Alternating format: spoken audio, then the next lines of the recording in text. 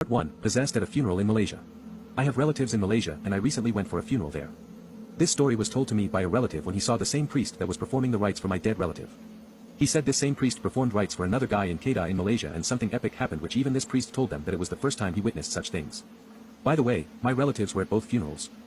Just some background, funerals in Malaysia usually last one night or 2 nights and the rites are long and it is not uncommon to stretch into 2 a.m. or 3 a.m., except for KL, so for this other funeral, the priest and relatives were calling back the spirit at about 11 p.m. The streets were quiet and there were no winds. They tried a few times but to no avail.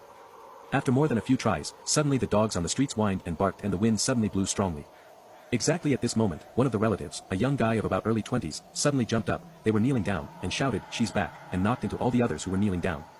He then ran into a room in the house and was apparently shaken. The rest ran into the room to check on him and suddenly this guy suddenly was possessed and spoke in a strange tongue. 4 to 5 strong men tried to subdue him but couldn't.